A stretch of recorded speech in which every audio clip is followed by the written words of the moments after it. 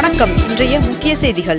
வருகின்ற ஜனவரி 21ஆம் தேதி முதல் 29ஆம் தேதி வரை குடியரசுத் தலைவர் மாளிகையை பார்வையிட பொதுமக்களுக்கு அனுமதி இல்லை என்று தெரிவிக்கப்பட்டுள்ளது. திருப்பதி ஏழுமலையான் சுவாமி கோவிலில் ஏப்ரல் மாதம் தரிசிப்பதற்கான பல்வேறு சேவை டிக்கெட்கள் நாளை முதல் ஆன்லைனில் வெளியாக உள்ளதாக தகவல் வெளியாகியுள்ளது.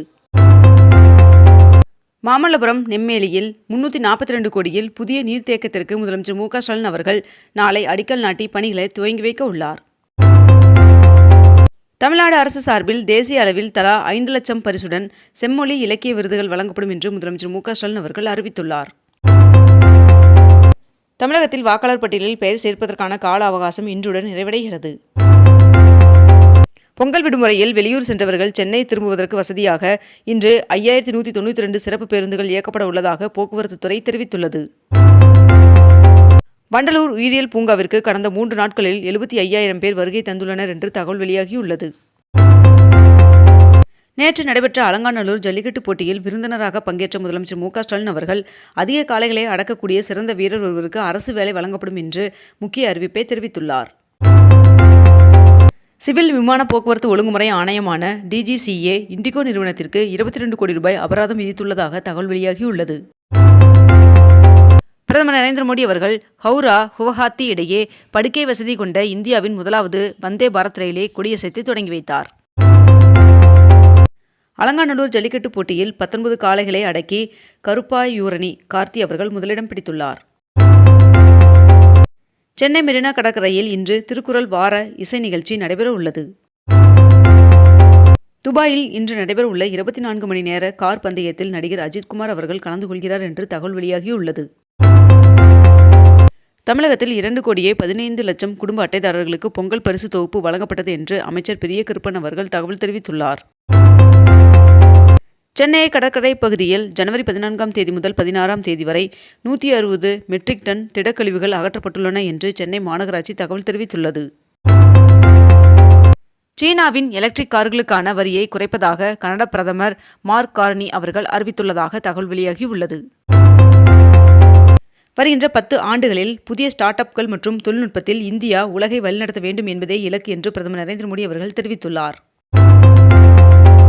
இலங்கையின் காங்கேசன் துறைமுகம் இந்தியாவின் 544 கோடி நிதியுதவியுடன் புனரமைக்கப்படும் என்று தெரிவிக்கப்பட்டுள்ளது. 22 கேரட் ஆபண தங்கத்தின் விலை சவரனுக்கு 400 ரூபாய் அதிகரித்து ஒரு சவரன் 1,06,240 ரூபாயாகவும் 1 கிராம் 13,280 ரூபாய்க்கும் விற்பனை செய்யப்பட்டு வருகிறது. இதனைத் தொடர்ந்து 1 கிராம் வெள்ளியின் விலை கிராமிற்கு 4 ரூபாய் அதிகரித்து 1 கிராம் வெள்ளி 310 ரூபாய்க்கு விற்பனை செய்யப்பட்டு வருகிறது. செங்கல்பட்டு மாவட்டம் மதுராங்கத்தில் வருகின்ற 23ஆம் தேதி NDA கூட்டணி சார்பில் கூட்டணி அறிவிப்பு பொதுக்கூட்டம் நடைபெற உள்ளதாக தெரிவிக்கப்பட்டுள்ளது. திருவள்ளுவர் தினத்தையொட்டி முதலமைச்சர் மு.க.ஸ்டாலின் அவர்கள் மக்களுக்கு மேற்கண்ட இந்த 4 வாக்குறுதியை அளித்துள்ளார். சபரிமலை ஐயப்பன் சுவாமி கோவிலில் கடந்த 14ஆம் தேதி மகரஜோதி தரிசனம் நடைபெற்றது. இதனைத் தொடர்ந்து மண்டலகால மகரவிளக்கு பூஜைகள் வருகின்ற 20ஆம் தேதியுடன் நிறைவு பெறுகிறது.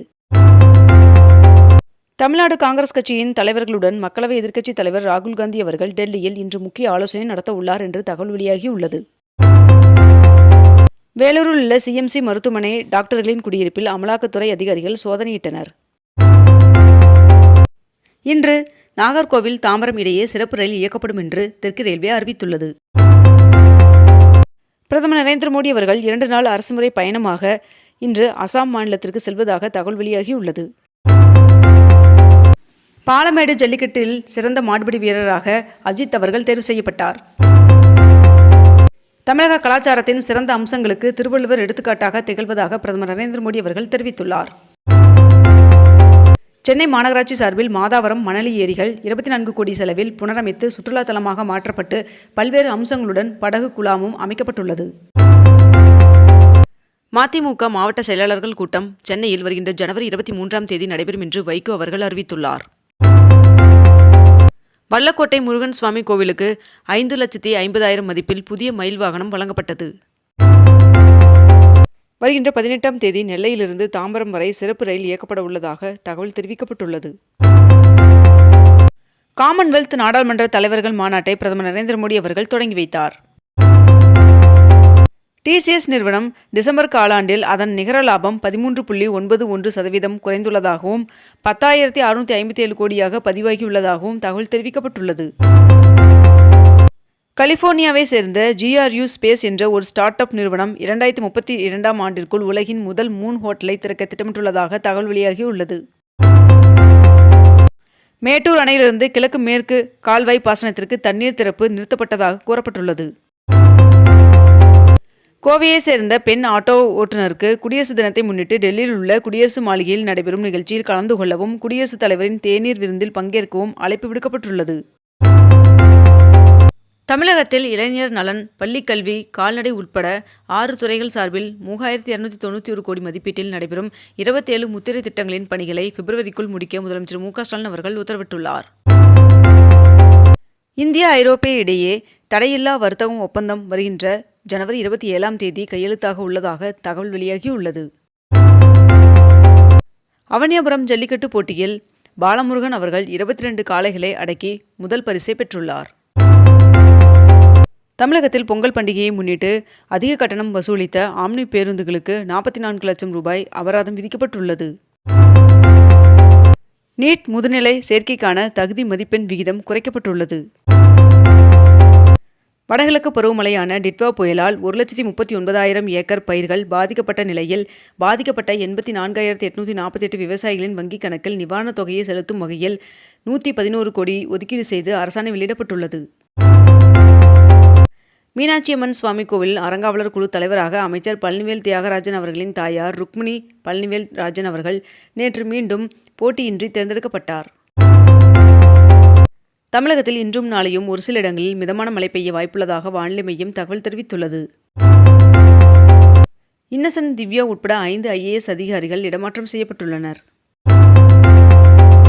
தமிழகத்தில் பகுதி நேர ஆசிரியர்களுக்கு மாத ஊதியம் 2,500 ரூபாய் அதிகரித்து 15,000 அறிவிக்கப்பட்டுள்ளது. தமிழகத்தில் 4,184 காவலர்களுக்கு முதலமைச்சர் பதக்கம் வழங்க முதலமைச்சர் மு.க.ஸ்டாலின் அவர்கள் உத்தரவிட்டுள்ளார். சென்னையில் சீரான குடிநீருக்காக 3,108 கோடியில் புதிய திட்டம் தொடங்க கொள்கை அளவில் ஒப்புதல் வழங்கி முதலமைச்சர் மு.க.ஸ்டாலின் அவர்கள் உத்தரவிட்டுள்ளார். ஸ்லீப்பர் பெட்டிகளை கொண்ட முதல் வந்தே பாரத் ரயிலை பிரதமர் நரேந்திர மோடி அவர்கள் வருகின்ற ஜனவரி 17ஆம் தேதி கொடியசைத்து தொடங்கி வைக்க உள்ளார் என்று தகவல் வெளியாகியுள்ளது. சென்னை சங்கமம் கலை நிகழ்ச்சியை முதலமைச்சர் மு.க.ஸ்டாலின் அவர்கள் தொடங்கி வைத்தார். மேலும் இந்நிகழ்ச்சி வருகின்ற 18ஆம் தேதி வரை சென்னையில் 20 இடங்களில் நடைபெறும் என்றும் தெரிவிக்கப்பட்டுள்ளது. பழனி தண்டாயுதபாணி சுவாமி கோவிலில் உண்டியல் காணிக்கையாக 5 கோடி ரூபாய் கிடைக்கப்பெற்றுள்ளதாக தகவல் தெரிவிக்கப்பட்டுள்ளது. இத்துடன் இன்றைய தலைப்புச் செய்திகள் நிறைவடைகின்றன. மேலும் இதுபோன்ற அண்மை தகவல்களை உடனுக்குடன் தெரிந்து கொள்ள அக்னிபூ சேனலை சப்ஸ்கிரைப் செய்து கொண்டு தொடர்ந்து இணைந்திருங்கள். நன்றி, வணக்கம்.